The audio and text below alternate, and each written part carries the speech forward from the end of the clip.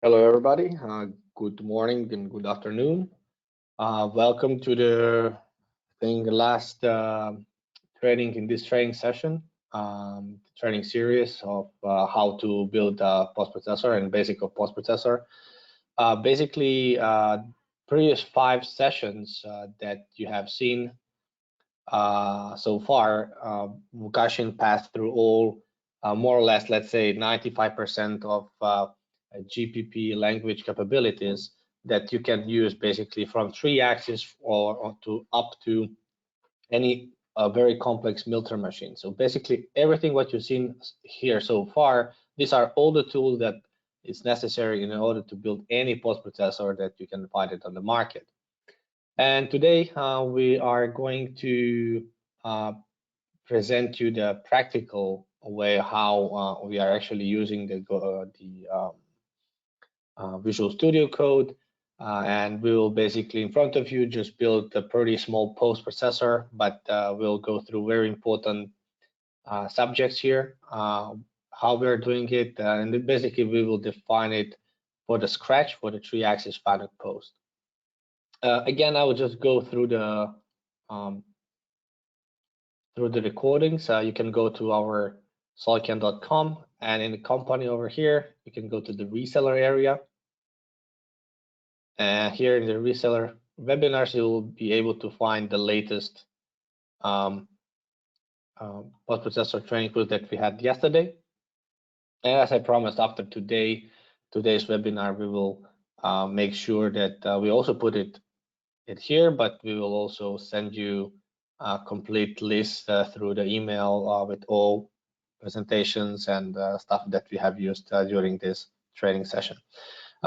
This morning, also we have Vukashin next to us, so he will again guide you through this training, and I hope you will really enjoy it. This will be very excited training, and again, you have the chat area there.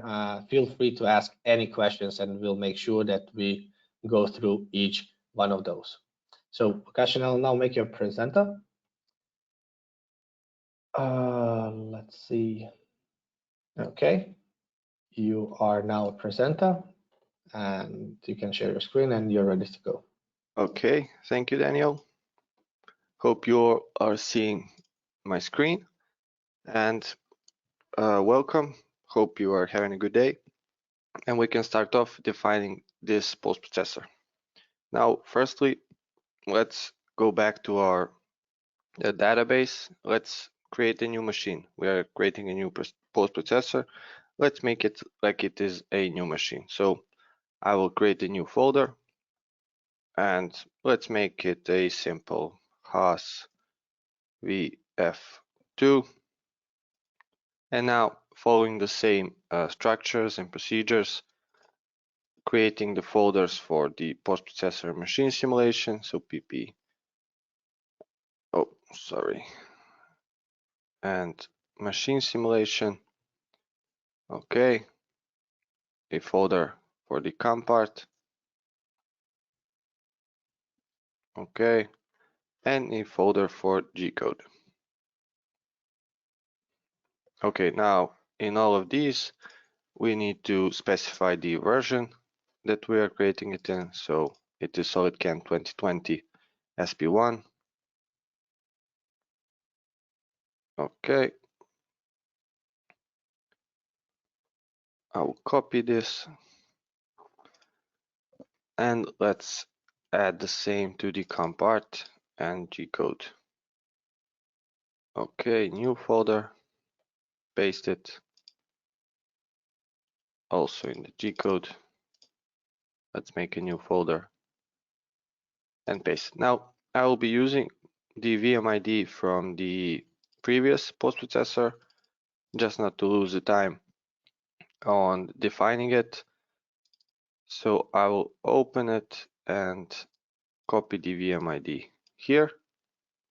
Okay, and I will copy the COM part also to this folder. So again, we have everything the same to start off. Hope you all have the files downloaded from the first time, so we have the same base to start off. Now let's go back to the post-processor folder and let's create our GPP file. Now let's change the name of this to 3-axis Haas VF2 and then state like it has a FANA controller, although it is pretty similar to it. And now let's create a new file that will represent our GPP. So new text document will be fine, and let's name it the same as our VMID. So okay, Haas VF2, and let's say it's a FANUC. Okay, and now change the extension to GPP. Okay, change it, yes. If you don't see the extension in the file name, you can go here and state that you want to see file name extensions. All right, now we have our GPP and VMID, we have our COM part. Now let's assign the folders to SolidCam. So I will go to settings, SolidCam, and then SolidCam settings. Okay, here they are. Now let's change this to the folder for the COM part. Go back, copy the address, paste it here, it is good, and change the folder for the CNC controller. Okay, post-processor and machine simulation, and here it is. So let's copy it, let's paste it here, and here it is. Okay, now we can start off. Let's open our part. Okay, it is asking me because it was the part from the beginning that was in the 2019 version. Do I want to backup it? No, I don't want. It doesn't see our beginning post-processor, so it's asking, do you want to use this one? We'll say yes.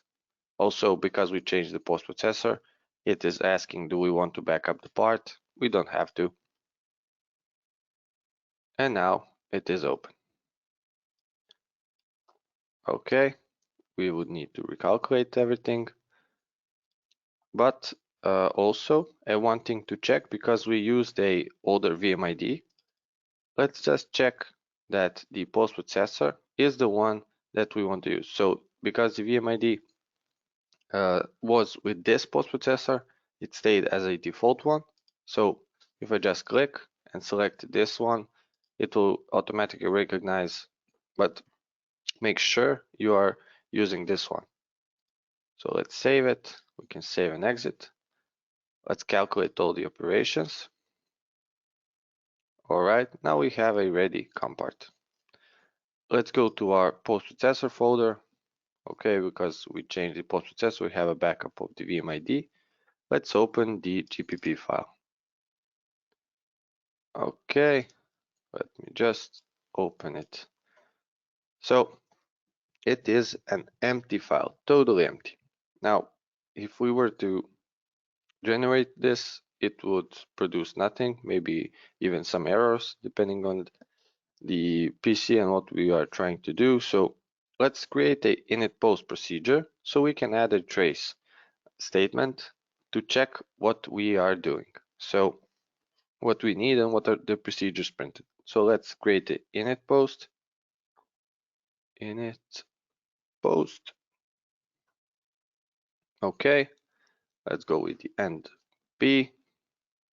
And in init post, let's create a trace with the input statements, so we can always choose which of the trace levels we want without going to the GPP file and changing it.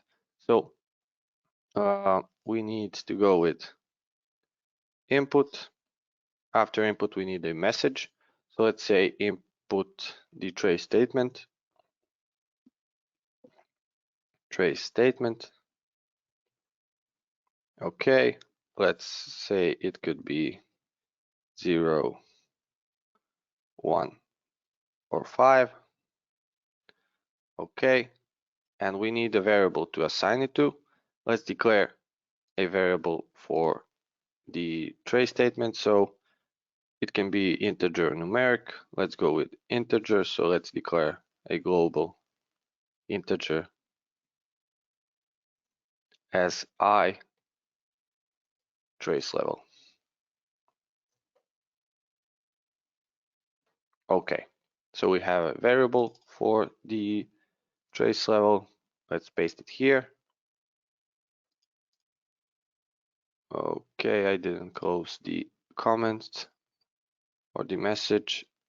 Okay, that's why the GPP tool extension is good. It colors it automatically, so if you made a mistake, you'll notice it because the variable should be in this color.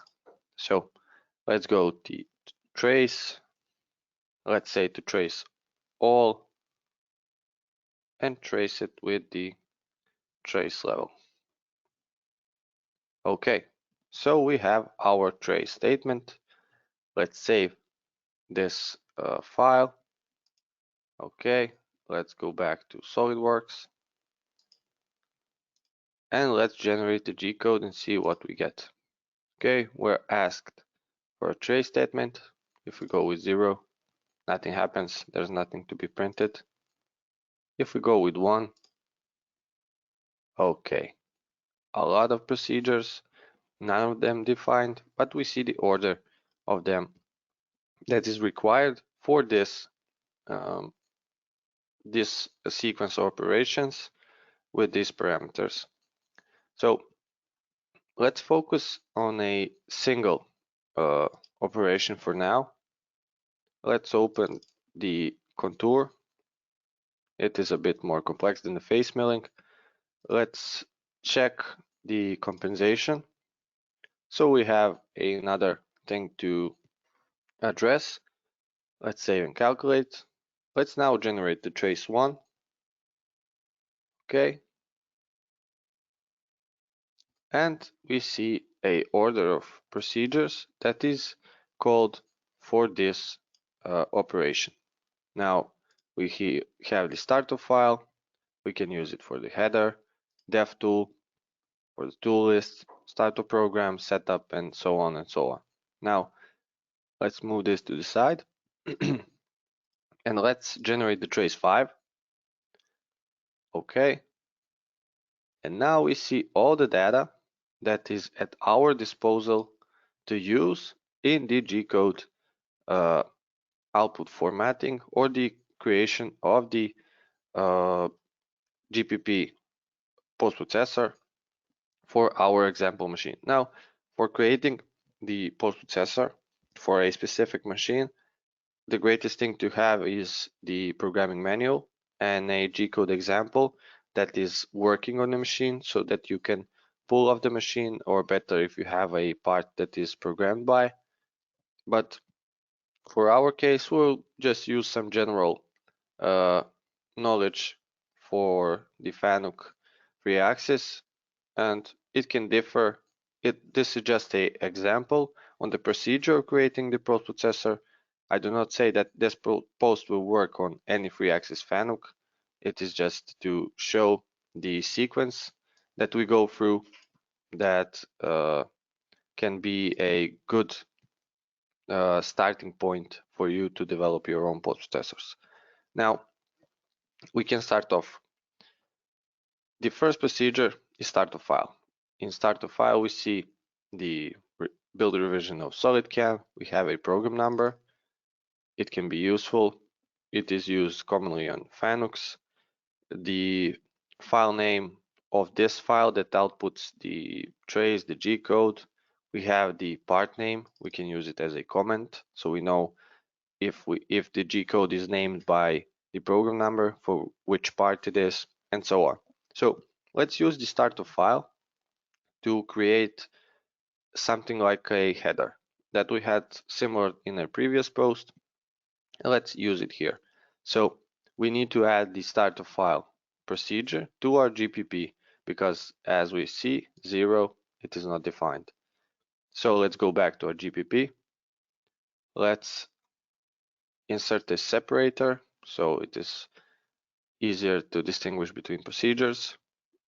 Okay, and let's say at start of file. Let's go and P. Okay, my typing is not the best today. Okay, so let's add first a percentage that states the start of program. So we will go with the execution brackets, then a comment or a string printout, and let's just state a percentage. We don't have new line or new block here because the first line that's printed doesn't need this if we want to print out the percentage. Now, the next thing to print out could be the program number. Okay, so we have our program number. Let's enlarge this a bit. So this is the variable name. Okay, I will copy it, and then let's go here. Again, now we need a new line. Let's add a O. That is usually the letter to state the program number, and let's paste the variable. So now we have the program number, percentage, and we can add the part name. So we know for which program number is which part name. Now again, a new line. Okay, let's add a comment and go with part. Okay, let's put it in brackets so the machine knows it's a comment. Part name. Okay, colon, let's space it out, and let's see what is the name for the variable. It is part name. I will copy it and put it here, and let's close the parentheses. Okay, and that's it. Okay, so we have our first procedure other than init post. Now let's save this and let's try to generate the G code now. Okay, we'll go with trace 0, and great. We have our first lines from our own GPP. Now let's continue. We can delete this space. It is up to you. Let's close this. Let's go back to the procedures. Now the next one is the VMID info. Okay, this just loads the devices that are used in our VMID. For this machine, we don't need to use it. There's nothing too useful right now. And the next procedure is the dev tool. So this procedure defines the tools that are used in the while generating the G code. So we have the tool number, tool offset, tooltip radius, positioning turrets, and so on and so on. We have the feed and spins that are default for that tool, and tool type. This is the string value, the tool user type. We also have the tool type that is an integer but is displayed as an string. You can see here, or displayed as a text, better to say, and so on. Now let's make a simple tool printout. We can use the tool user type to say what type of tool is. We can say the tool number and maybe the tool diameter, or we had a request from Jaswinder, I think, to add a tool radius. So we can combine all of that and create a dev tool. So going back to our Visual Studio Code, I will try using it like this, so we have a better overview of what do we have available and how to implement it, so I don't have to switch between the windows. So again, add a separator. All right, and a new procedure name. So we need the dev tool. Okay. Now let's go with the NP. All right, so we have our procedure formed. Now let's add, it'll be a simple comment. So let's go with new line and then say we can go with tool user type. Now, but first let's open the parentheses. Let's say to be like end mill, then a dash, T2, diameter of the tool, and tool tip radius, or the corner radius of the tool may be better for the bull end and radial mills. So let's say open the parenthesis. Now let's use the tool user type to be as a first word in our comment. So tool user type, I will copy it. So let's paste it here. All right, we have our tool user type. Now let's open again. Let's space for one, then add a dash, another space. Let's close the comments. I'm using the delete key to delete the other apostrophe. Now let's say the tool number. Okay, we can use it. We can state it here. So T. All right, and then let's use the tool number variable. Okay, paste it. So we have, let's say end mill, T2. Now let's define the diameter. So let's go again, space it out, dash, then use D as diameter, a apostrophe, and let's say tool diameter. All right, and we can go with the corner radius. Now it is defined as R, so let's do the same as for the other ones, R, and let's say corner radius. And for the end, just close the parenthesis. All right, we have a execution line for our dev tool. Let's save it. Let's go back to SolidCam. Let's generate the G code with the trace 0. And great. We have the end mill, tool number 2. Diameter is 10. That's right. And the corner radius is 0 because it is an end mill, so no corner radius. Now, what can we do? We can try this because the dev tool is called multiple times in the G code generation. Let's try it out with the whole G code. So I will close the operation and generate the G code for everything. And here we have it. So we have a part name, okay. We have the tool list, 0, 0. But for the drills, we have 90 and 118. Well, these are the angles of the tips of these drills. Now, this is not correct. This is not the radius. It is the tip angle. So I would like to remove this from the code. So if it is a drill of any kind, do not print this out. So just print the tool number and diameter. Now, how can we do this? Well, there are multiple ways as for everything. Also, we can print it out. We can remove it from here also because they are 0. So if it's not existent, it is 0, or we can leave it. We'll check it out. And a space here would be good. Now, let's go back to the GPP and modify it accordingly. So open the GPP and the trace 5. So I don't want to print it out if the tool type is a drill.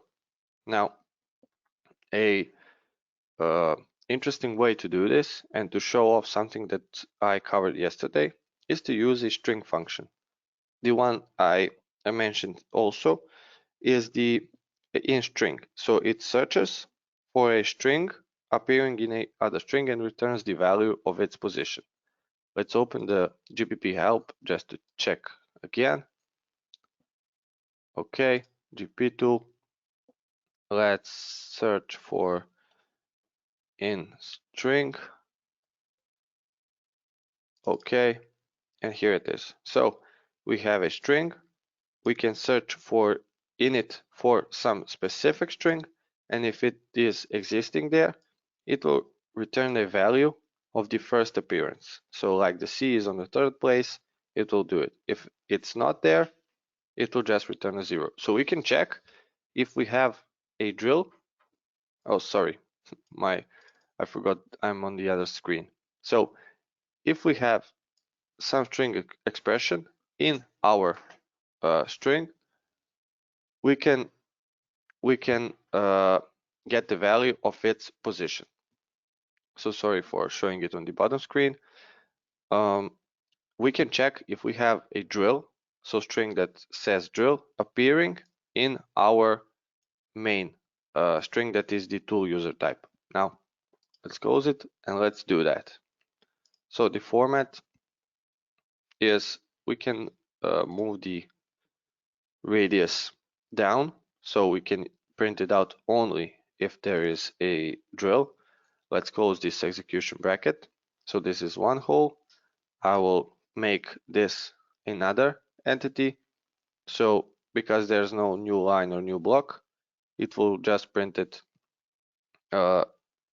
connected to this. So I want to say if the in string, so we have a suggestion already here, in string, now open the parentheses, tool user type, okay, let's paste it here, is, let's say, drill. All right, let's space this out. So if in the string tool user type is drill, then do not print this out. So if this is not equal, or if it's equal to 0, sorry, if there is no drill, then print the corner radius. So let's go down and let's end if. Let's save it and now generate the G code to see what we got. Also, let's add a new line here to separate the tool list. Okay, again, save it, go back, generate the G code with trace of 0.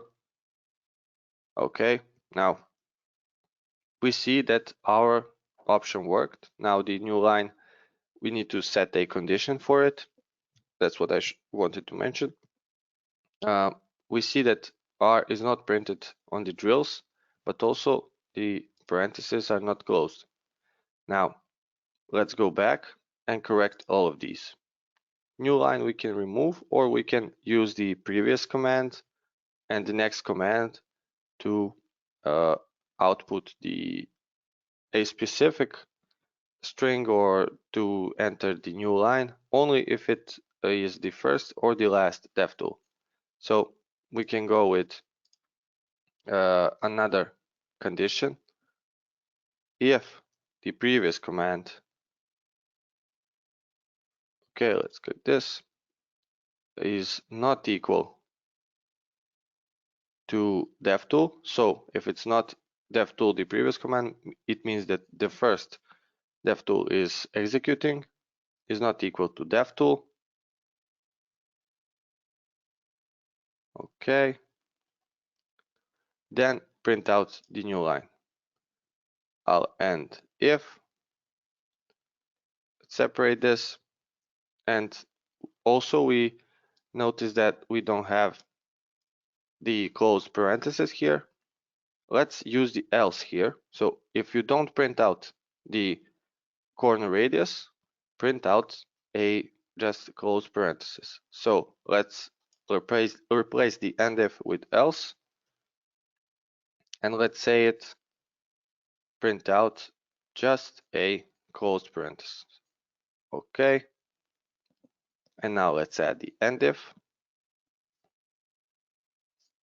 Great. If we save it now, let's see if it is working well. We can close this one, go back to SolidCam, generate the G code. Great. It is working well. Our new line is also doing good. So we are applying everything that we mentioned previously. Now, I want to mention a tool that is inside the GPP extension for Visual Studio Code. You see that I'm not following my own words of the standardization of post writing. So the indentations on the ifs and the indentation here, I'm not following my standardization procedure, and that's what I wanted to do to show you something. If you just right click and if you install all the extensions that are available for GPP, you'll have a format document option. Now I will click here just to show. If you pay attention to the ifs in the dev tool, and if I click this, it will automatically indent them the way it should be. So the you can follow out if you have a 5-level if statement. You can see each level with its start and finish defined. So also the init post got indented for one tab. So this is a handy tool to just when you finished writing your post, maybe you missed something, you just go right click, format the document, and it will indent automatically. Now it doesn't insert the empty lines, so if you want to do this, you cannot, but it is easy to spot when you formatted the document. So we have made our we have made the desired tool list. We can also maybe say that if the R is 0, don't print it out. But let's change a tool in the operation. Let's change this end mill to a bullnose mill, so we have a corner radius. You can do that in the, I don't know, the pocket. Let's change the tool. That is the end mill. Change it to the bullnose. Let's add a new tool. All right. Let's make it a 10 mil. And we can leave the corner radius of 1. So let's save this. Just save and calculate. So it is done. And let's generate the G code now. All right, we have the R1. And now we can turn the R if it is 0. Now let's go back to our GPP and let's make a double condition. So if the tool type is not drill, and if the corner radius is not 0, then you can print out the R. Otherwise, just print out the closed parentheses. So let's say and the corner radius is not equal to 0. So if it has a corner radius, then print out the corner radius as an R. So let's save this. Let's close this J code and generate a new one and see if it worked. Great. So basically the sequence of creating a post processor or editing it is that you need to know what you want to get. You will check what you know from the GPP tool. We covered, like Daniel said, 95% of it. And then you just use the data that is at your disposal that you can see in Trace 5. Also, as I mentioned many times before, if you take a look at the Trace 5, in DevTool, you can use all the data that is inside it, along with all of it from the start of the G-code generation. So you cannot use the data from start to program in DevTool. It will maybe hold some old value, or maybe just print out a blank or a zero. So you need to follow the information flow. If you want to use some information from the end of the G code at the start, you would need to use the open close file structure and file commands. So just keep that in mind. Now, moving on, we have defined our tool list. Let's open up the trace one. It's easier to see. The next is the start to program. So this is printed out in each start of G code, no matter that if you define a generate for operation or a full COM part. So this is where you reset your offsets, cycles, define machining planes, and so on and so on. So let's see here, what do we have? We have our zeros. So if you want to reset the machine to 0, we have some distance from home, name of the target, name of the stock. So not much information, but let's go to our GPP. Let's define a new procedure, that is the start program. Okay, let's go start program. All right, let's go with the end B. And now we want to print out, maybe let's separate first the tool list. So let's print out a new line. So we make one empty line so we know the end of tool list. Now, the first would be to maybe reset the position of the machine. So to call it to the machine 0. Now we can do that with G28 or G53, but let's use the G53 since it is simpler to use, because G28 requires the some previous conditions. Now, if we go, we can now use the new block, since this is the part of the program itself, that it is not a comment or something. So let's go with the new block. All right, and then we can go with to assign the G code and say it is 53, and then call the G code and make a formatting for it. But in startup program, this is something that will be printed each time the same, so you won't change it.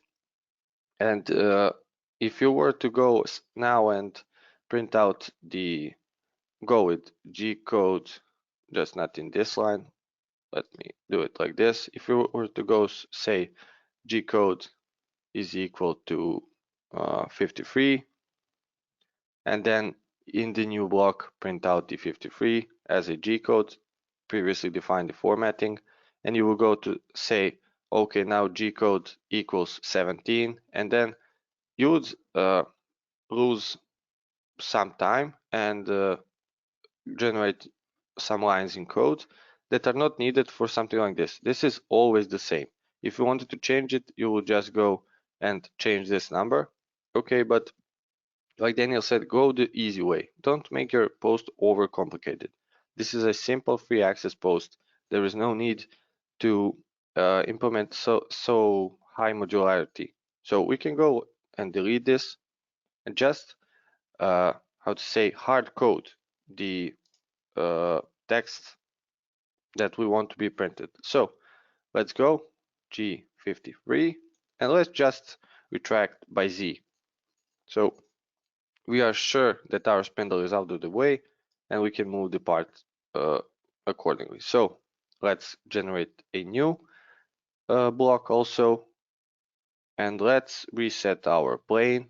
So G17, let's go with G21 for metric, reset our cycle, G80, reset our compensation with G40. Now imagine that you had to define G-code equals 17, G-code equals 21, 80, 40 for each of these parameters. It will take you time and you may mistake. And if you wanted to change it, you would have to go and just change that G-code, while you can also do just change this number. So do it the easier way. And let's call the absolute mode with G90, also new block, and go with G90. Okay, so this is the start of our program. We have retracted, reset everything, call the mode that we want. Let's save the GPP file and see how we did it. Is it going well? So let's generate. We're generating for the whole. Okay. Header, tool list, separation, and then we already have the block number generation. Now it is on by default and it has its default parameters. So the block number letter is N, the starting block number is 10, the delta is 5, and so on and so on. Now, if we wanted to print them out, we can specify our formatting, so we know each of them the way we want it. But I will turn them off since the G-code looks prettier and we don't know if our machine has them.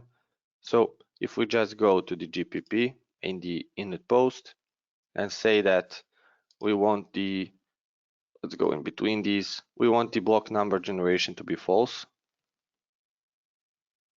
Okay, number generation equals false. Let's save it and check out now. Generate the G-code with the trace 0. It is gone. So we have overwritten the default value for the G-code generation, and now it is not printing it out. Okay, let's close it. Let's move on and check what do we need next. All right, next procedure is setup. Now, setup defines the positions from the setup you have defined in SolidCam. It also calls for the fixture name. We have the part home number. We have the MAC number that can be useful to print out the name of the setup, some offsets. Now we won't use it here. The next is rotate to plane. It's a simple 3-axis machine. We don't have any rotational axes, so no need to utilize all of these. We have a flag that says if the change tool follows. We have a lot of levels, a lot of coordinates. We won't need them now. But also here we have the part home number, the MAC number, the position in that MAC number, the previous home, so much info. And the next procedure is the actual home number. Now we can use it to call our G54. Now I see that the home number is set to 1. Now for a 3-axis machine, I will just explain what's the difference between the home number and the MAC number. Maybe most of you knows it already, but the home number is just the sequential number of the current MAC or position. So if you had MAC 1, position 1, 2, 3, 4, the home number would just go up from 1 to 4. But if you had MAC number 2, the home number after all of those 4 positions, the home number wouldn't go up to 2, but it will go up to 5. So it is just counting them as they are sorted and then they are numbered. But the MAC number would only then change to 2, while for the MAC 1 positions 1 to 4, it would stay at 1, but the positions would go up. Now, for a 3-axis machine, we can use the MAC number. if we want and stay at G54, or we can switch to the home number because we don't really need the flexibility right now. But it is important that you know what each of them does so you can implement it in your postprocessor. Now, we see that home number is 1 and we need the G54 to start off. Now we can, we can implement a simple math to create the G54. So we can go with G53 plus 1 and it will be G54. Now if we had position number 2, it would be G55, 56, and so on and so on. Now it is dependent on you if you want to how you program your COM parts. Do you do it all from one Mac, or you change Macs often, or you change them only in setups? But let's use the home number for this example. So let's define the home number procedure also, because the Mac number is generated before the home number procedure. We can use it, it is updated, so no worries there. Let's go back to our GPP and let's generate a new procedure that is called the home number. Okay.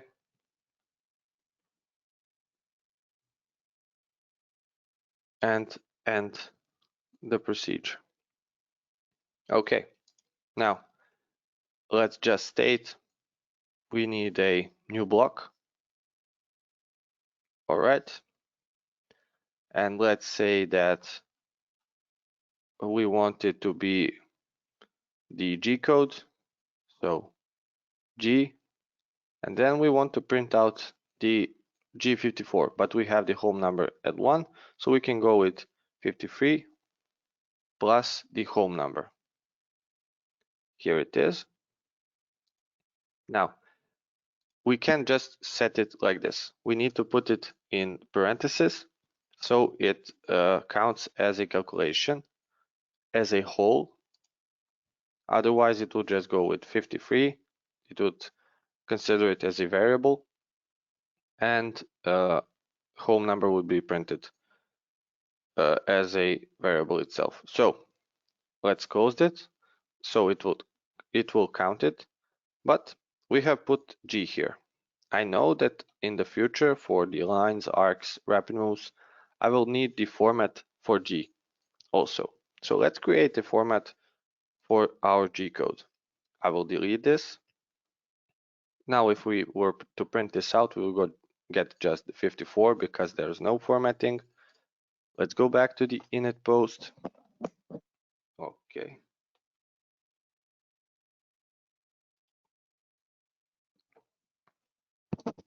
And let's make a section for the formatting. Now, I know that G-code format is a system variable. You can check it in the Visual Studio Code. So G-code format, it is a system variable, so no need to declare it. Okay, G-code F equals to, and let's now say we want the prefix to be G. Okay, and let's say that it has 5 decimal points, 5 integer and 1 decimal. Why 1? Well, you can have a G 43.4 or something like that. So you can have it at 1 decimal point, or you can have it at 3. It doesn't matter. If you don't get 3 decimal points, it won't print them out simply. So no worries. Now, going to the other options, let's set a conditional decimal point. So P is a conditional decimal point. So if there's no decimal in the G code, it won't print it out. So we won't get G1 point, we'll just get G1. So okay, and let's add a prefix in the form of an empty space so it separates from the next one. Now we have a G code format defined. Okay, let's save it and let's use it in our variable down.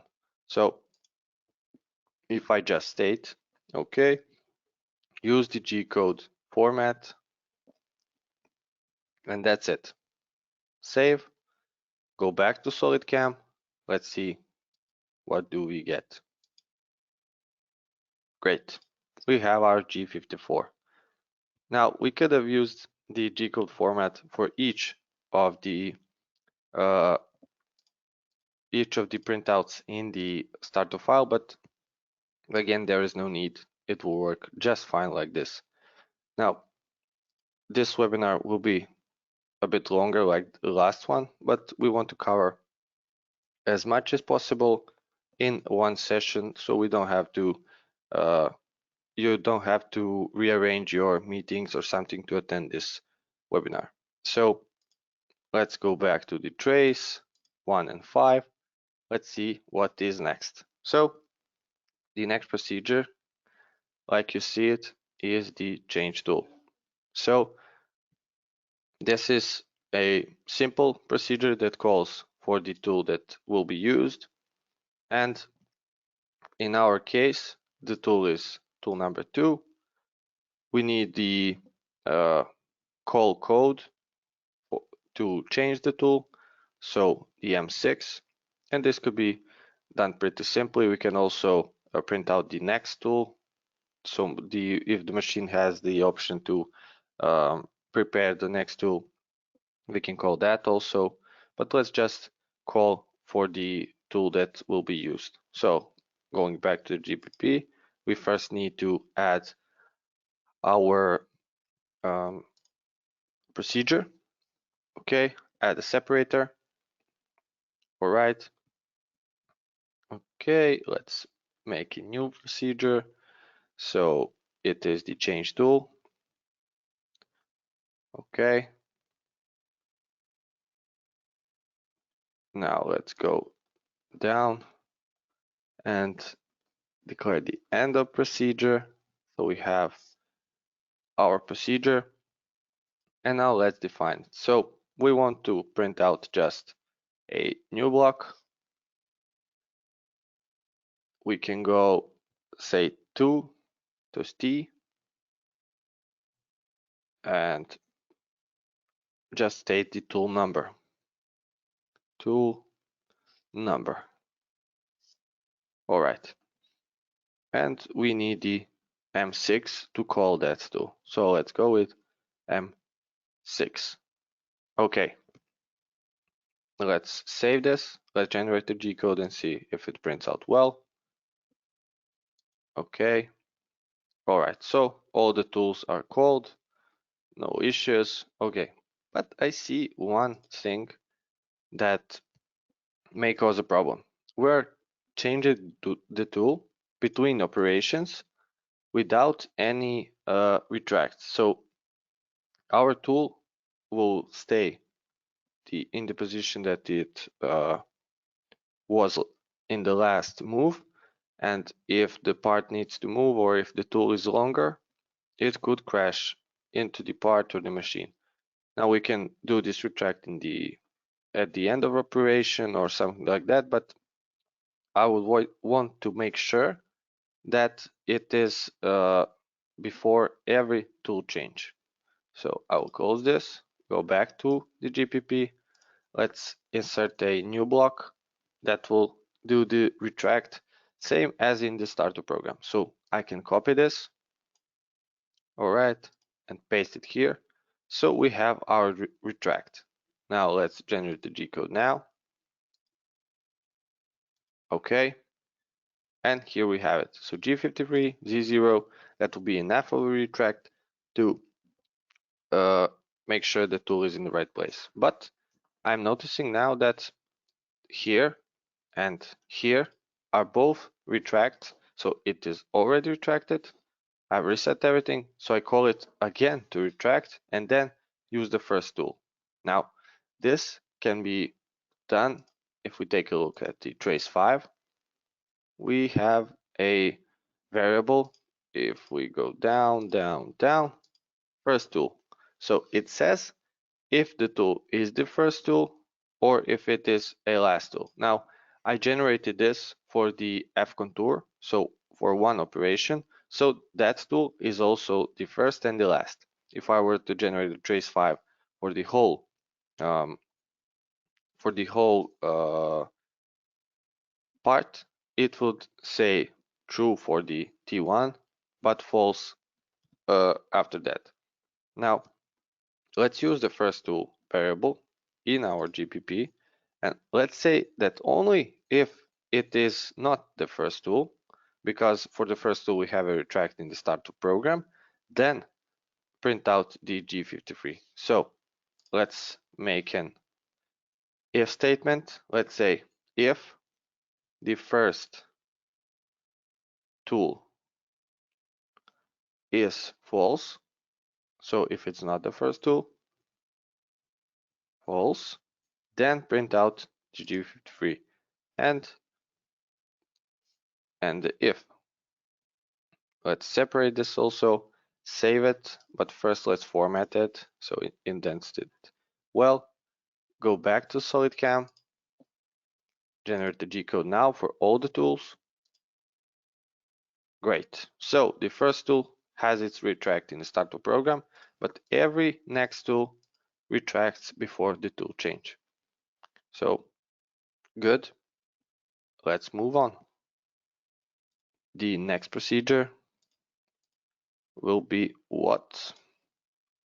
So we have changed the tool, we have the offset change and start of job. Let's see, what do these procedures contain? So the offset change states the offsets for the tool, so the D and H offset.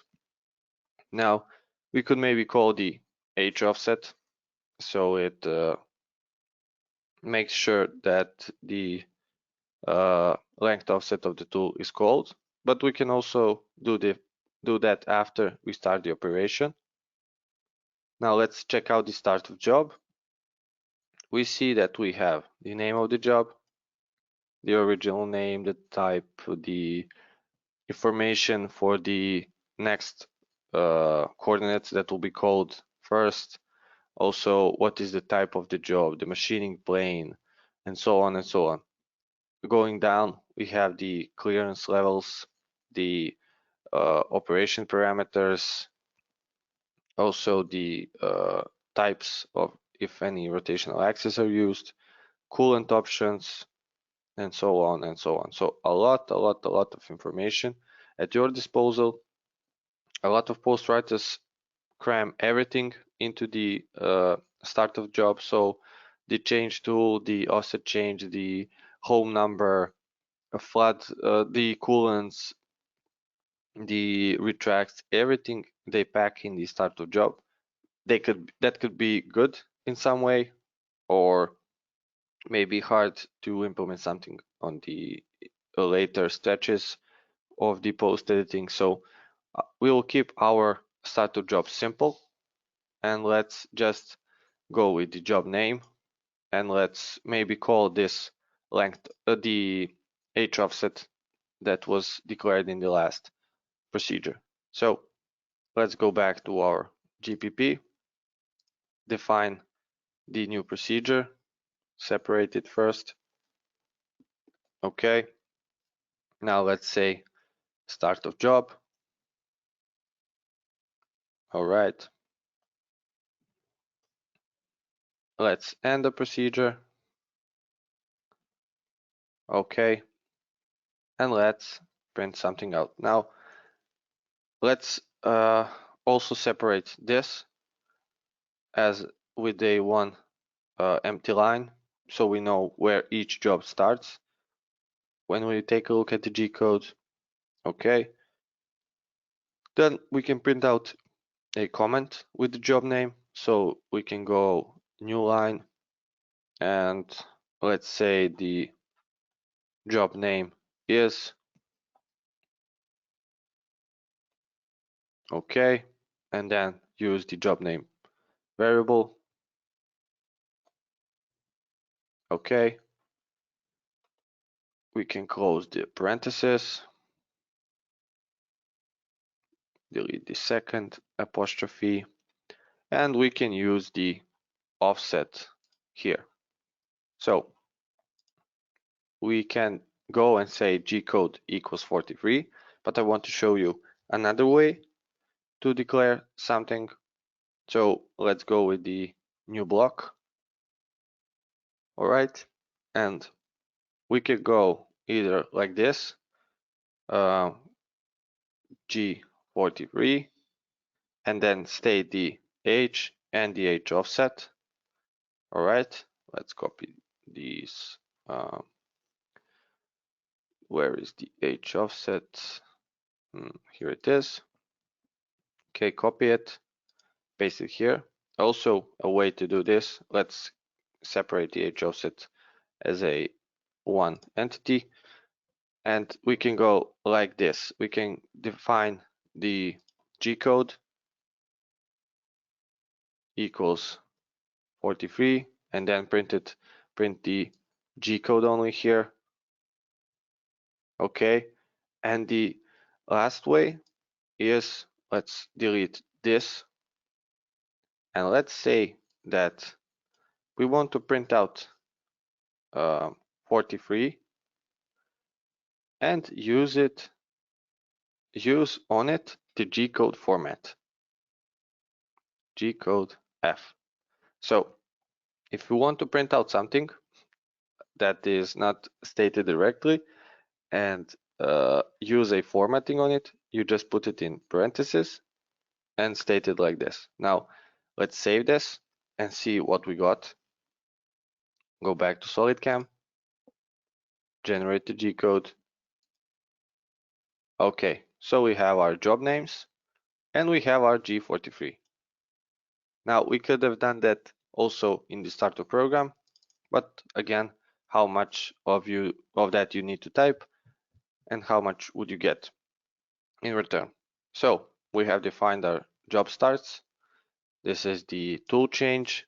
So everything looks good. We can close this and continue forming our post processor. Now, next procedure, messages.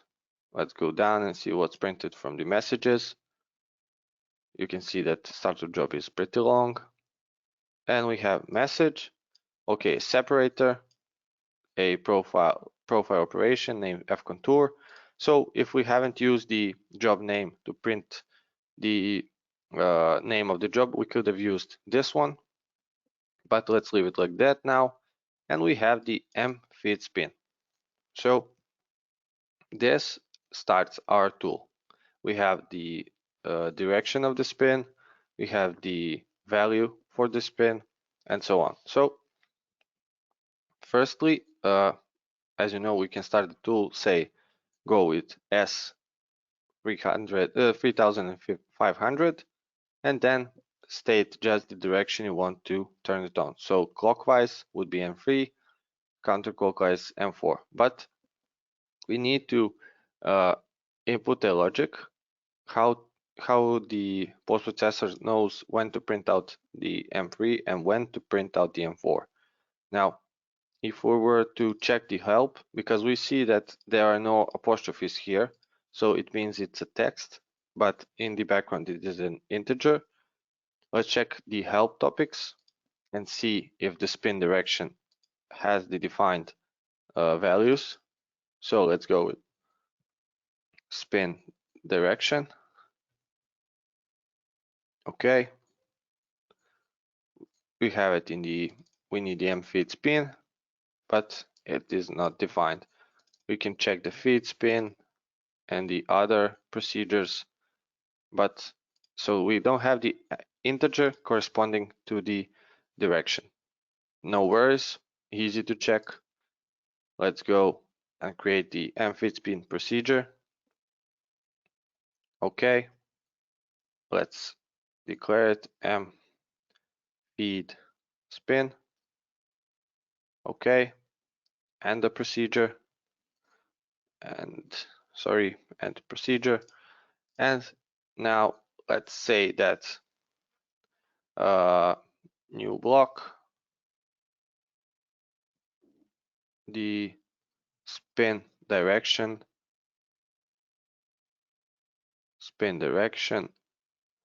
is okay, and is, and then say the spin direction. Okay, here it is. Now we will know with our trace 5 which spin direction it is, and we will see in the trace 0 what it corresponds to. So let's use our contour again that we are using the trace for. Let's generate the G code. Let's go with 0. So it says spin direction is 0. In the trace, spin direction is set to clockwise. So if we know that clockwise is 0, let's check counterclockwise value. So in the data, change to counterclockwise, recalculate, generate the G code again. So it is 1. We know that for the clockwise it is M3, for the counterclockwise it's M4, so we can use it. If we say that 3 plus the number would be, if it's clockwise, it would be 3 plus 0, 3. So great. Now let's just implement that in our post-processor. I will close this. We can switch back to clockwise. Okay, now let's go back to our G code. We can delete these comments and say we need first the spin, so spin, and then the spin direction would be M. Okay, let me just do this, M. Then if we open the parentheses for the calculation, 3 plus spin direction. Just close the parentheses. Okay, and now I have defined M before because it is an M code, but I could also define a format for it like I've done with the whole number. Also, the spin doesn't have any formatting for it, so let's go back to the init post and declare format for both. I will delete the M from here because I want to define a format for M code because that will be used often. Now, I have the G code format here. Let's go with the M code. So we have a system variable, no need to declare it, then equals, and we can use the same logic as here. Let's just change this to M. Okay, and let's define the spin format. So spin F. Okay, I don't get any prompt that I have a variable. So if I hover over, it doesn't say either the user or system variable, but if I go here, it says system variable. So I need to declare the spin format. I will make a separator and to define the format definition. So let's go with format definition. And let's just declare a string variable that will house the format for the string. So global string, and let's paste the spin F. If I now hover over the spin, it says the user variable. So good. Now let's define it, same as all. Let's go with the prefix of S, close it, and then we can go with 5.3 because the spin can be a decimal. So okay, and let's also say a conditional decimal point, and let's separate it with a empty space. Now if I save this, and first I need to declare it.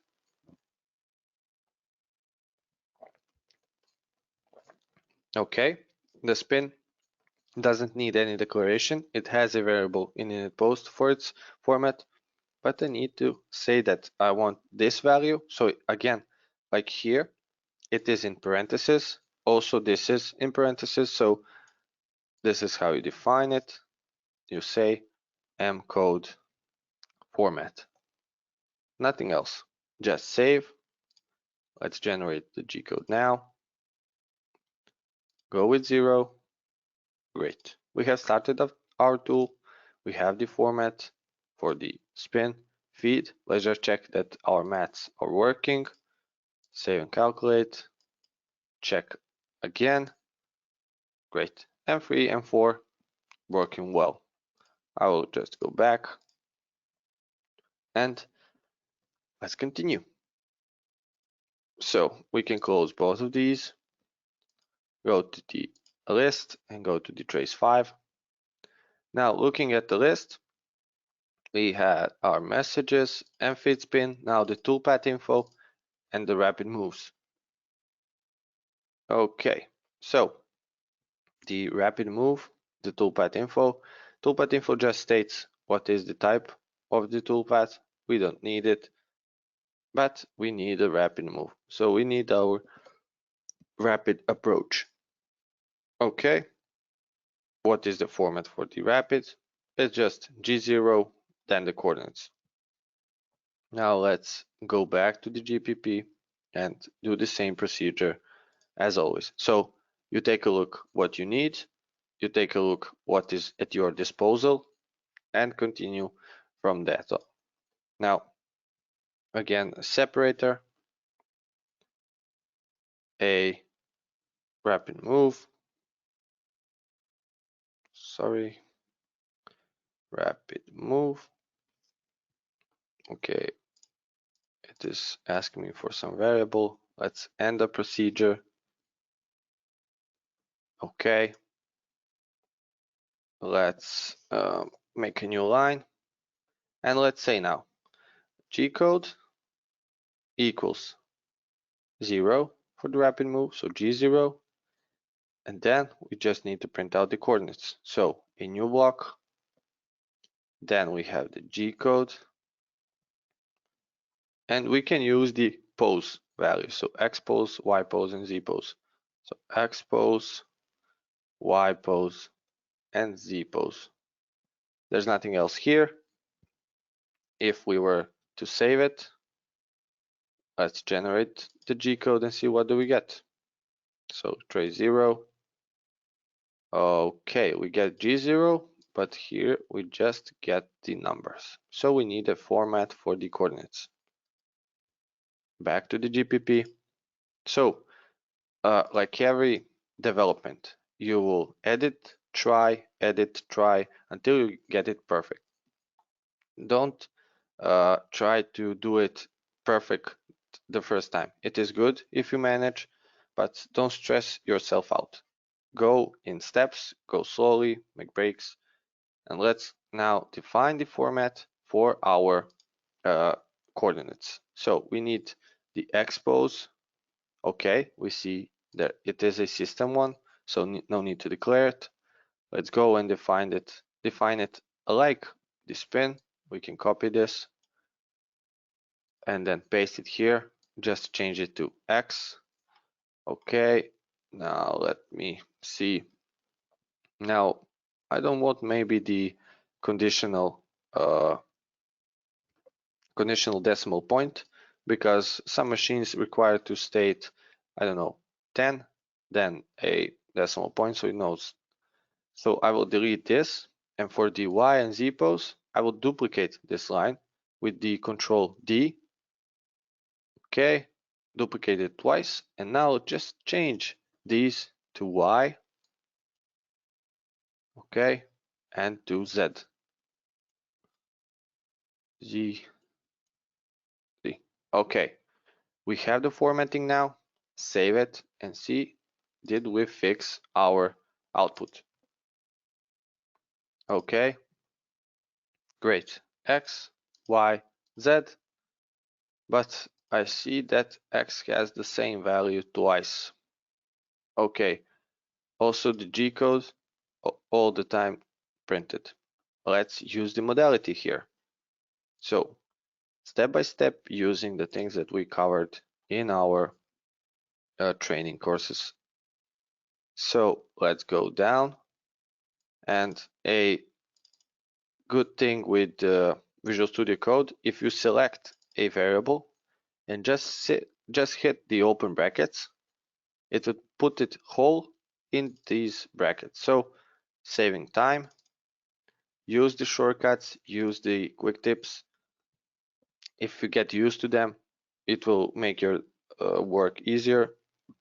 You don't have to aim each time for the space. You just go and click it doubly. So let's save it and see, did we fix that? Great. So only what we need is printed. Only what has changed. All right. No G code, no X, no Y. Z is changing because it is traversing down. So let's continue. Look at our list. All right. Rapid moves. Now the line. The line has basically almost the same, but it has the feed values. So we can just copy the rapid move, edit the G code, and add a feed, and that will be it. So back to the Visual Studio Code. Let's copy the whole procedure.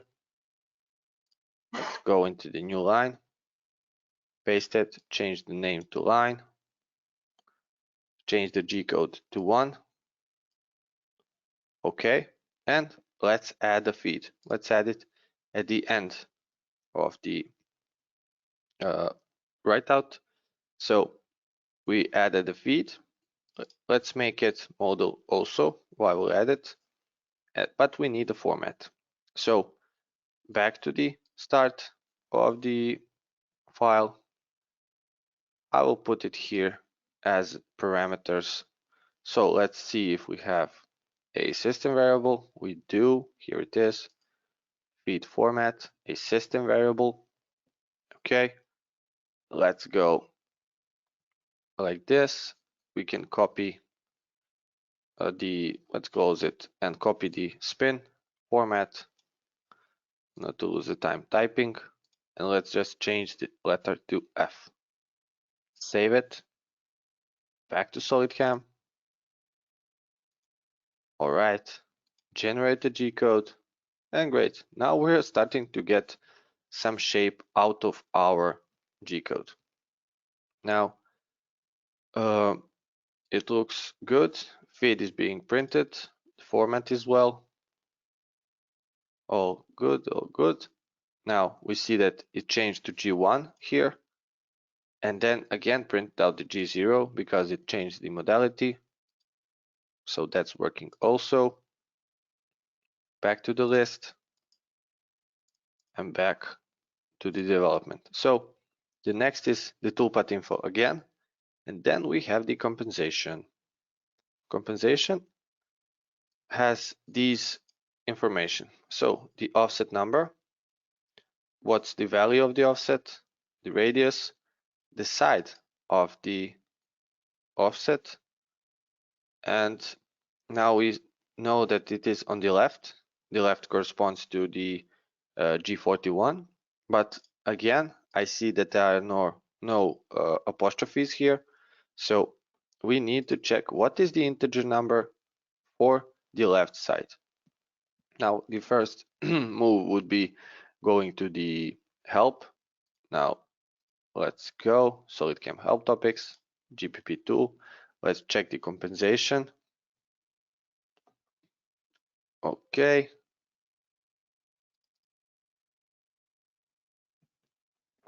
We have two values. Now here is a explanation of the compensation.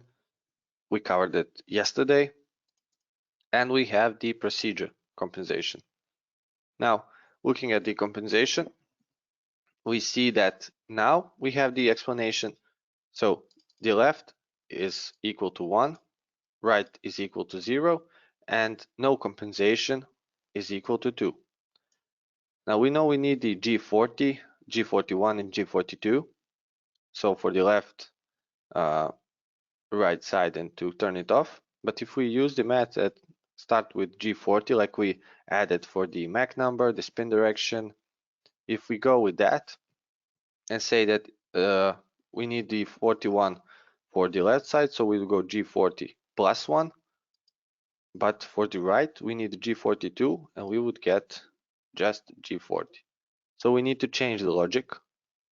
And let's try from the other side. So we know if it is off, we need G40, and we have the value of 2. So if we deduct from G42, we would get the right values. Now let's check what is here. Okay, here is the compensation, but this is the G-code example. No way. So I just thought that it may contain the math that we just figured out. So now let's go down and let's open the trace file to see the name of the variable. So we have the variable side. I will just go and format the document quickly. Okay, forgot the indentations. Going like this. Okay, rename the procedure. Okay, and end the procedure. All right, now we need to have the math for the G code. So we would go with G code is equal, okay, is equal to what we said, G42 minus the side. So opening the parentheses, state G42 minus, and then the side variable. Okay, now we have our G code. If we were to print it out, say new block,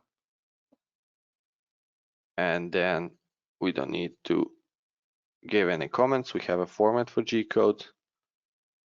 Okay, now let's save it. Let's go to SolidCam and see what do we get.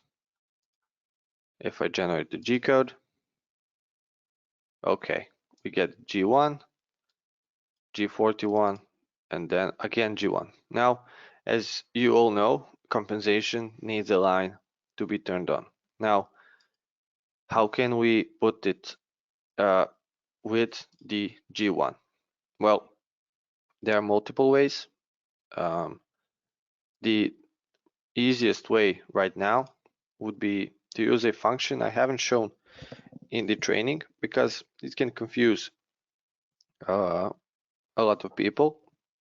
But here it would be a good example to show it off. And then I will talk about the other way of doing the compensation. So going back to our GPP, there's a function that is called skip line. So skip line, and it is a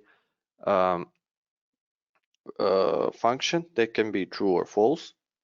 And say it is false, so the name says skip the line. If you say it is false, it won't skip the line. If you say it's true, it will. So that is the way it works. It can confuse you. But if I say here skip line, okay, sorry, okay, it is false.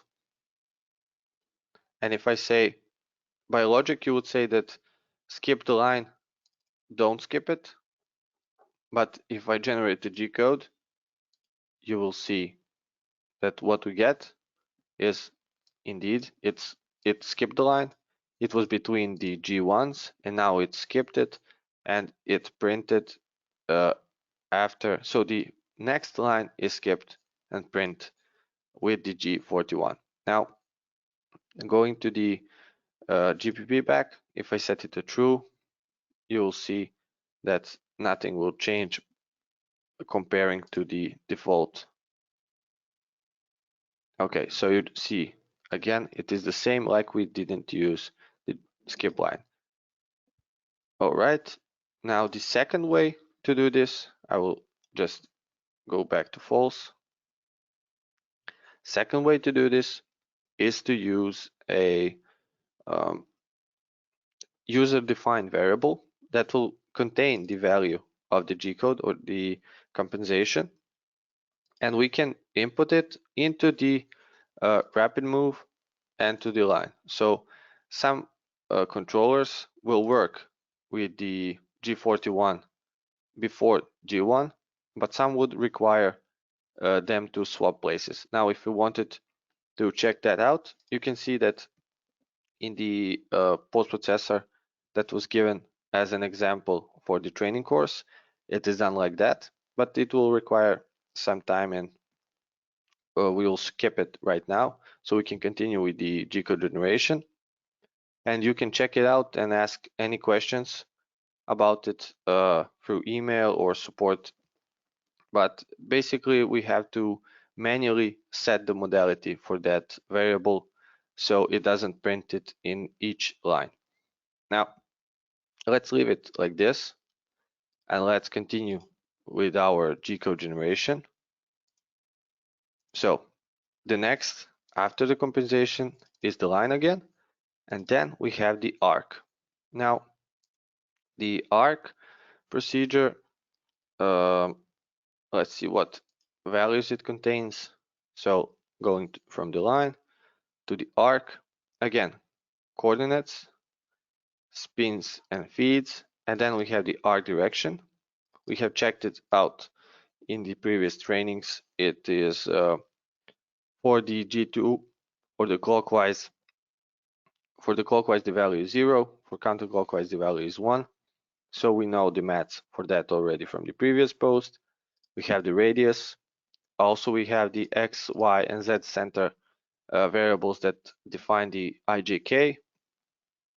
So we can use all of this in the formatting of our arc procedure. So let's continue.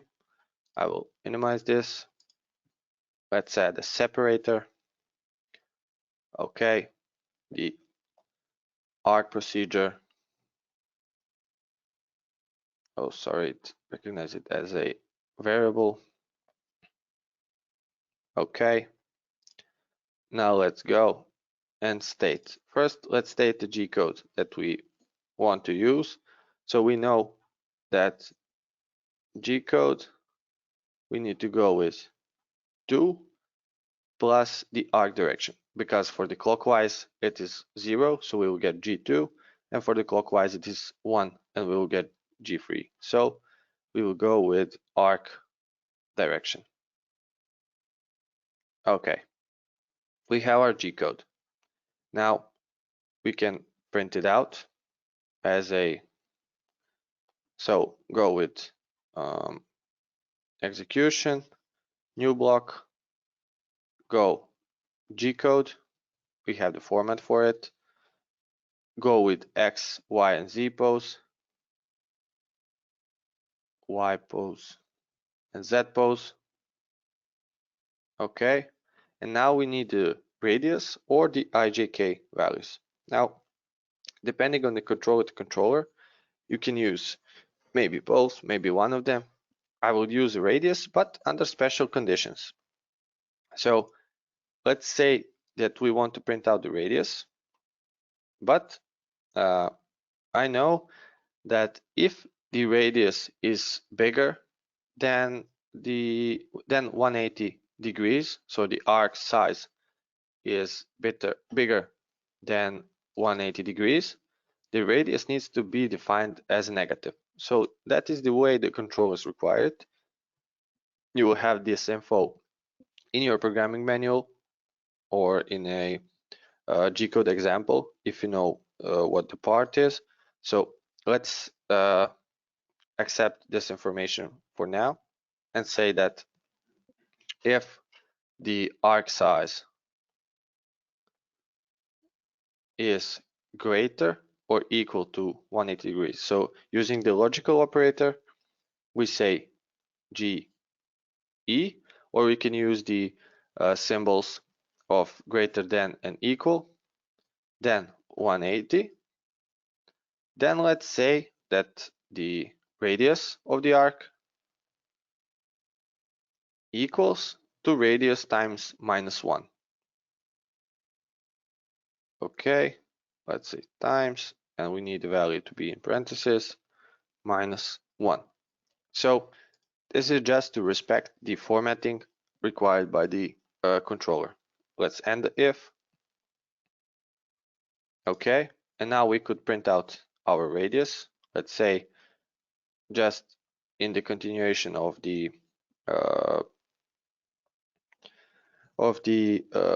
z-pose, so we would go with radius. But we know that radius is defined by r, and we can go with the format here. We can define a format for it, but I see that there is no system variable, so I will need to declare one. So in this case, let's just use the r in front of it. Let's go with r radius. But there's also one more condition that is required by controllers, not all, but some of them, that if we have a helical arc, so in 3 dimensions, we need to use the x and y center values or variables.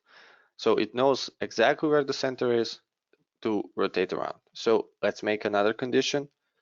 Helical arcs will have, because it is a full circle that is going down, a spiral, the arc size will be 360 degrees.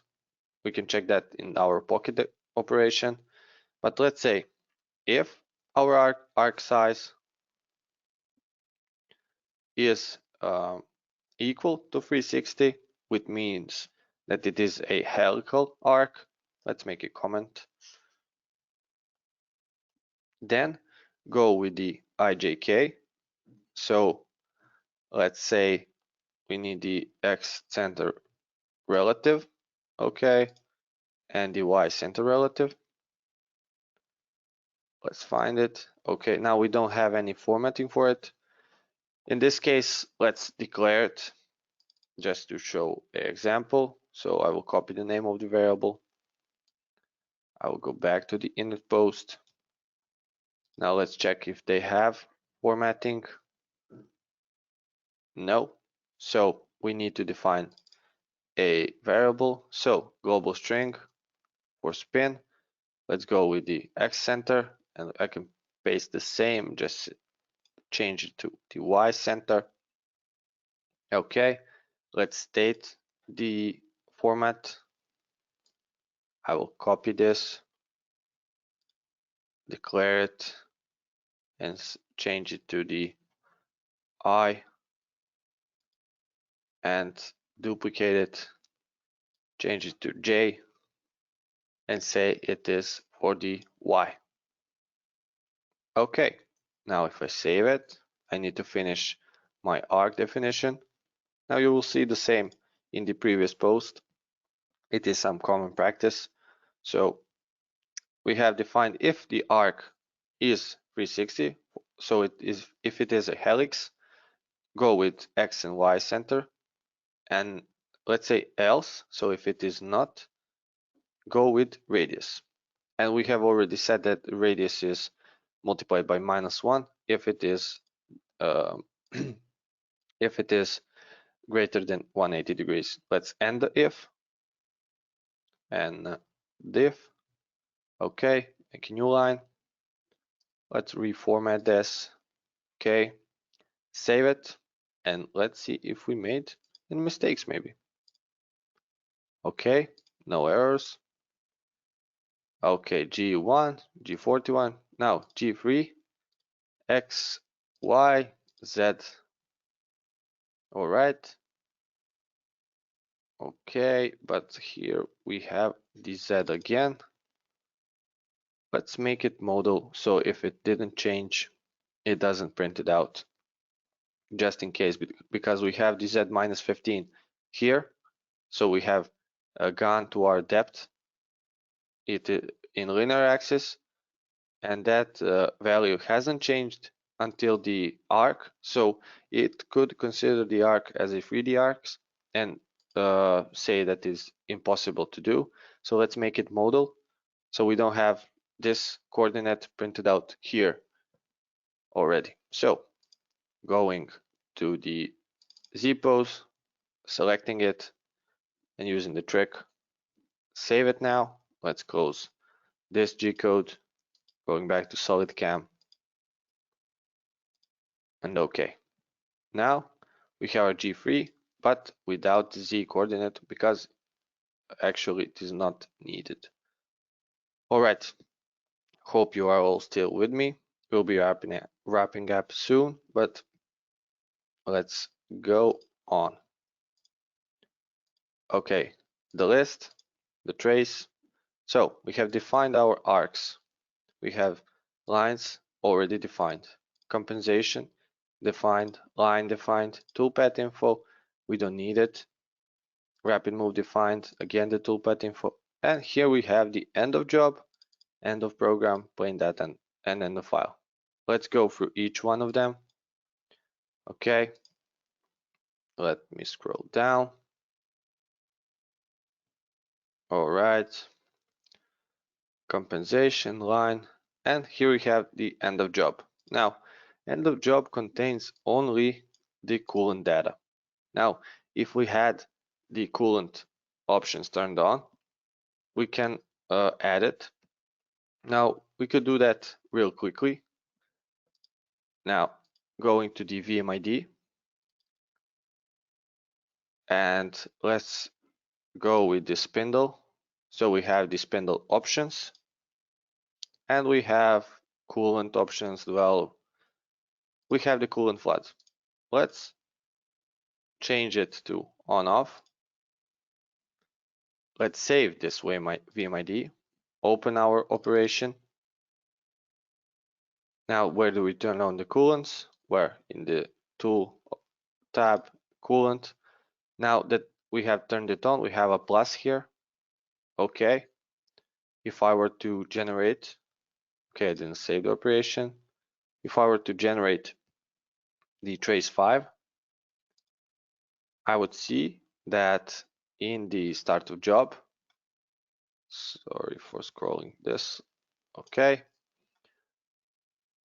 at the end, the flat coolant is on. All the others are no action. Now we see on, but we don't see apostrophes, so we know it is an integer in the background. Going back to the help topics in GPP tool, let's search for the flat coolant. Flat coolant. Okay, we have the start of job and end of job. Scrolling down, here it is. So we have an explanation. No action is 0, on is 1, off is 2. So if it's no action, it means it is not defined in the VMID. It doesn't exist on the machine. If it's 1, so it means it is on. That's what we have right now. And off is 2. So we know how to implement it. It is contained in the start of job. So let's add it to our start of job. Now, let's go back to GPP, going up. Here it is, the start of job. Now, after the start of job, we have the M feeds and spins. We have this tool start. We can just add it in the new line as, let's make a condition. Let's go back to the trace. I can close this trace and keep the new one that has the updated coolants. Okay, I will enhance this. So we can check if the flat coolant equals 1, which means on, then print out M8, which is the default for the flat coolant. So, sorry, if flat coolant, okay, equals 1, then new block, and print out M8. All right, going down, let's end the if. All right, so we have our turning on of the flat coolant. Now, if we go down, if we search this and search for the end of job, end of job, we have the flat coolant off. We have seen that the value for the flat coolant being off or any coolant being off is 2. So we can say if it is 2, then we can print the M9. I can close this now. I will copy all of this and let's add the end of job procedure, which you see here is 0, so we haven't defined it yet. Going to add a separator, let's add the end of job. Okay, it recognized it, and the procedure, and let's say the same, because we only have the coolant options. I've copied and pasted this, switch it to 2, so if it is off, you can print M9. Save it, see if our change works. Here it is, M8, M9. We are starting to get a good shape of our code. Let's close it. We can stay on this screen, go back to the list, made it through the end of job. We have the end program. Okay, what can we do here? Let's see what information do we have. End program just has the 0, 0, 0 of the positions. Now we can use these zeros as a reset of our axis. So we can say go back to the home position by Z, X, and Y, and to be safe in that way also. So back to the GPP, adding a new procedure. Okay, and program. So this will be printed at end, at start of end of each G code. So no matter if it's a whole operation or just a COM part, it will be printed. So end program. All right, and the procedure, so we don't forget it. Let's go with G code is equal to 53. So we want to go with G53, then state a new block, G code, and then ZPOS. Okay, we'll get the retract by Z first, so to make it safe, and then let's retract by X and Y also. So again, new block, again G code, because the G53 is not model on most machines. And let's say X pose and Y pose that are 0 also. Saving it, let's continue. We have the plain data, we don't have any angle changes, shifts, or vectors, and we have the end of file with no parameters. We can use the end of file to define the M30 and the percentage sign that states the end of the program. So going to the end of file, and let's go with a new line or new block, M30. Okay, and a new line with the percentage. Okay, delete the second one, close the procedure so we don't forget it. Okay, and let's make a new line, and P, save it. Let's reformat the document just in case. Again, save it. Go back to SolidCam, generate the G code. Okay, we have a complete program. Now let's generate the G code for the whole COM part. Okay, and we have something that looks okay. So G3, G1, G3, G1. Do we have IJK anywhere? Yes, we do. We have helical entries. So we have IJ with G3, all works. We have a negative R, so that also works. It is greater than 180 degrees. Modality is good. Now, if we were to define the drill cycles also and some additional stuff, we would have a complete and working G code for a simple 3-axis machine. Drill cycles we covered yesterday. If we wanted to change the compensation, take a look at the example in the previous post-processor that we used. And I think I've taken much of your time today. I've tired you probably, but thank you for sticking with me. Daniel, if you were to take over. Yeah, very good question. Actually, I think now you actually understood that what is the main difference between the presentation and learning some of the things and doing it actually practically. Of course, we exceed more than 1 hour of the webinar, but I think there is value in this, so you all actually feel it, how it is to write post-processor from scratch. So of course, in most of the cases, as we said, that we'll never start from the scratch. Yes, you will always start writing the post or editing the post from something that you already have it.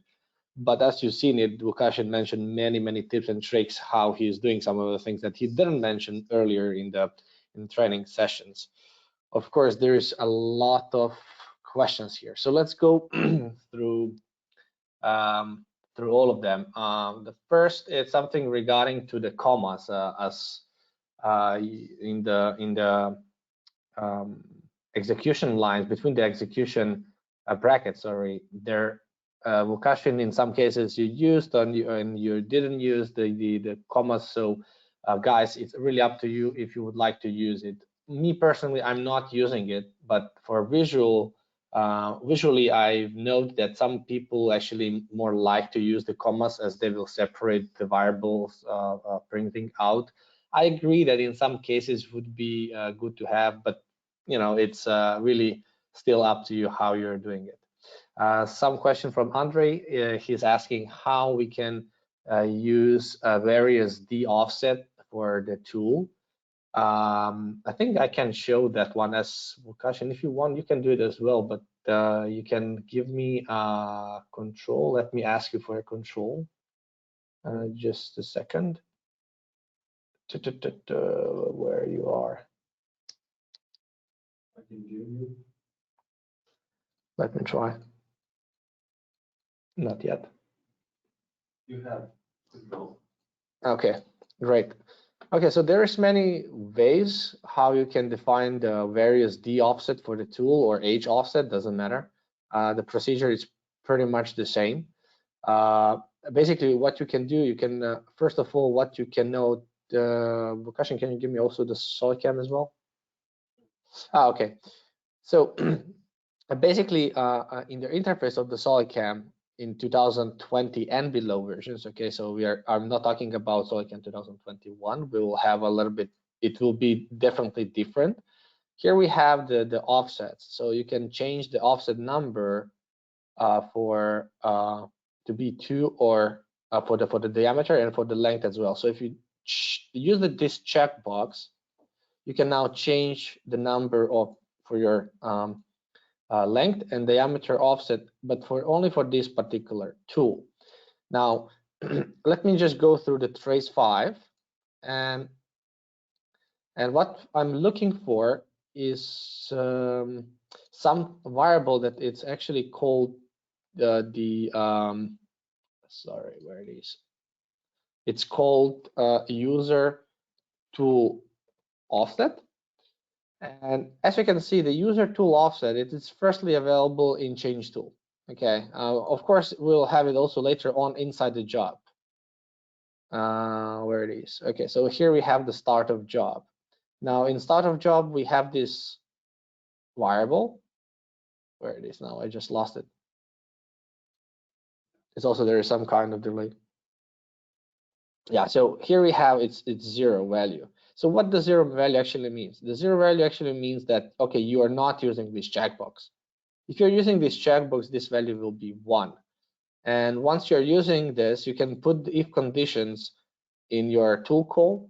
And basically, once this is 1, you can basically then use this job age offset, or you can also use another offset. Yes, so you can basically, those two will be changed in that case, and that's how actually you can use in particular job different H or D offset. Okay, I hope I answer this. So let me just show you this. So I will just use this anyway. I can change it this to 3 and 33, and then I'll go to the trace 5. Yes, I would like to save it.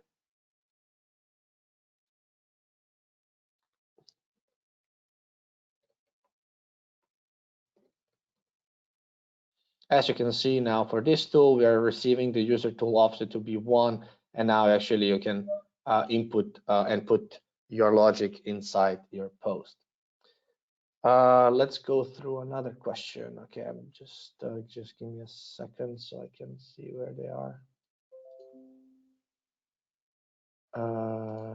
Okay, I'm kind of lost. Okay, do you want to stop the control? No, I think it would be fine. Just give me a second to find where it is. Maybe because I'm now not the chat. There are more questions. Is it a software fault now? Ah, here it is, I think. Yeah. So the questions. Okay, the next question was, okay, how to use absolute, the two procedures. It is about absolute mode and relative mode. Okay, in SoyCam, we do have like absolute mode or relative mode procedures. And in VMID, we have a parameter. We like to use the relative coordinates or absolute coordinates. I would always recommend you to use the absolute mode, okay, the absolute coordinates. And if your customer is has a wish to actually put the things in relative mode, my suggestion is that you actually calculate the delta, basically like this. So you always save the value of your current z position, and into the next line you actually calculate the delta, and based on that you make the relative mode. And why I'm saying this, in SoyCam, from my point of view, we are a lot of putting attention on the absolute mode, and everything what we're doing in SoyCam is absolute mode. So in relative mode, I'm not sure how well it is and how well it is maintained. I never built any post in relative. Actually, there was few, but I did it basically just setting the absolute mode, and then I calculated everything by myself. So basically, I wanted to have all power and all flexibility inside my post. I hope that makes sense to you. I didn't maybe follow correctly. I want to ask why my SoyCam isn't printing compensation procedure in trace 1 or trace 5. Okay, the compensation, if it's not printing, it means that you didn't activate the compensation inside your job. This is probably the reason for it. Next question, if you have two subsequent operations that both use coolant, how? Very good question. Okay, so the question is, if we have two operations and both use the same coolant, in the procedure that Vukashin shown, what it will be printed out, it will be like M8, M9, M8, M9. So turning on and off coolant after each job. Customers for sure don't like to see that. So what you'll have to do, you'll have to save your status about the current coolant and check that out in the next one. And if it's the same, don't print M8. And of course, this is how I told you how to do it. But of course, it will take time for me to make a real example. But if you're really interested to know more about this, just give us a call on support, and we'll show you how to do it. But this is just I just tell you in this way how to do it. Let's go through the next. Of course, amazing webinar. Thanks you guys for all nice comments about it. The last online training was done like 8 years ago, and of course we did many live trainings. But this was a unique opportunity to make a remastered version. Thank you, Vukashin, again for this. First operation, but okay, this is the same question. How does software transform behave for the G code when selected? Okay, so Vukashin, can you go to the VMID parameter? Yeah, okay. Actually, I can do it actually by myself. Okay, okay, sure. So basically, the question is coming from Ryan. It's like here in the working style, I think general, and here we have one parameter which is called software transform. Now it is by default set to no, and it's pretty nice parameter, and of course it depends on what customer needs. I will explain you how it works when you say to no. When you go to a particular job, as we have it over here, and if you go to the right click here and go to transform, use the mirror or something, I will go to the transform here. Yeah, thank you. Okay, so here, as you can see, that all operations will have rotate, translate, and all other options. Yes, so I'll use the translate in this case, and I'll use the current position, and I would like to make like 2 copies would be fine, and each will be like 100 separated. As you can see, we'll have this matrix. Okay, if I click OK and save it, we'll see basically 4 jobs of it. Yeah. Now, if I go to trace 5, or I'll go actually to trace 1, I think it would be even better. Okay, so first what we'll see, we'll have the regular first job completely, it's fine. And here is our end of job. This is the end of very first operation. And after that, we are having the same transform. And what we are having in that case is the change reference point. Now, what the change reference point does, basically you can use the G10 to shift, or actually the I think it's G50, or different, you can use different options available on the Fanucs, but you can basically shift the G50 along the X for 100 temporarily, basically temporarily to shift the coordinate system for 100 and repeat the same procedure. Basically the same G code will be output. At the end of the job, you basically go with the same thing, but just X minus 100 to reset the temporary coordinate system. Now, this is the way how it is with when you work with none. So basically, you use the cycle of the machine in order to shift the value according to the interface. Now, this is nice, but some of the customers like to have complete G code calculated by himself. So it will not be shifting, but it will be basically the G code as it is, as you can see directly from this point over here. So if I go to the general and say, okay, I would like to do this. Yes. Save and exit. And now recalculate this job. And I say yes. Now you will not see this. I will not go to the 1 because I know what will happen. But I'll just click OK. And what you will see, that starting position over here, it's X around 100. But next one, it's 200. So it's like everything is calculated. Every position is calculated without smart cycles given from the controller. Basically, like, you know, everything what you see in the software, like it is. The downside of having this is that the operator doesn't have any control where maybe the fixtures are. For the fixtures, it would make sense to use this, but then you don't have a control of the offsets. Yeah. Let's go. Yeah.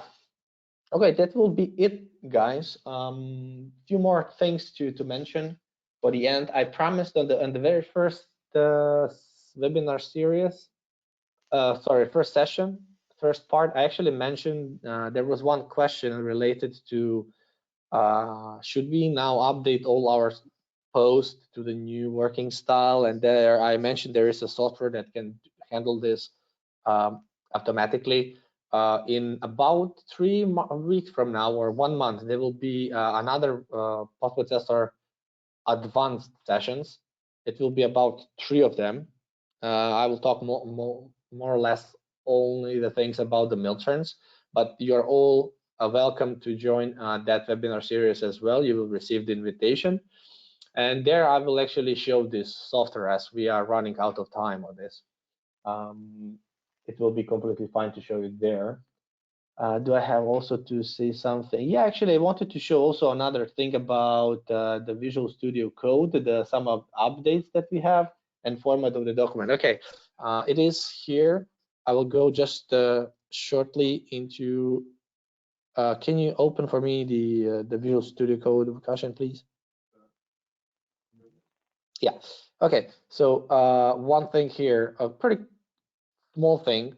As you can see here, we have Vakashan made the format definition, and I would say one thing just to give you more info about making or declaring the new variable. So here he declared a string of spin like a format definition, and and here we have a trace level.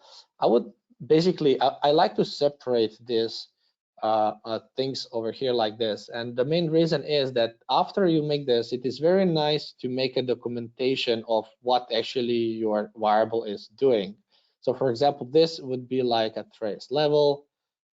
On these cases, it's pretty much, how should I say, basic of what these things are doing. But in some cases, when you do a very advanced flags, it will be very important that you wrote the comments what it is, especially after and when you want to debug it. Then you will say here like format for pin, and then you put like this, and so on and so on. Once you save it, what is pretty nice that you can basically go over it. And what you can see here, you see the info. This info, it's available, and it will say it's a user variable, it's global string, but it also have like a format for spin. So everything what you wrote after it with this comma will actually pop up as a message. It is very important once you go on the post. If you will have, you'll probably have very big posts like 3,000 lines, maybe 10,000 lines. It is very handy that you don't go to the beginning of the post to see where this variable is, but just to go over it and say, okay, of course, in this case, it's system variable, but it will say, okay, user variable, and if it's true or false or any other value, you can basically put a description of this variable. This is the first thing. And yeah, something about the regions. Vakashan didn't show, of course, it is in the documentation as well, but I think it's pretty handy that you can put regions in your GPP. Here you have only the procedures. But you can also have, if you could do a right click, you can also add a regions. The regions, as you can see, there is none of them, but you can declare it at any time. The regions is like a group, so you don't have to jump on specific procedure, but you can also basically go to the specific region. And how this looks like, you just basically start to type like semicolon, then the hashtag, and then you just start to type like region, and then as you can see the format change, and then you can type whatever you want, and we can say like, I don't know, start off program. As you can see, as we are writing, you can see the regions over here, and then we can go, for example, on the line, and we have the rapid, and here we can create another one which will be region, and then it will be, I don't know, like 0.2 movements or something. And this is pretty handy because you don't have to go like this, but you can just also click on the movements. You can go on the start of program. I hope I give you a little bit more about this. And again, yeah, thank you all for joining us, and we'll keep in touch. And if you have any more questions, just feel free to contact us. So take care and have a great day. Bye. Thank you, guys. Bye.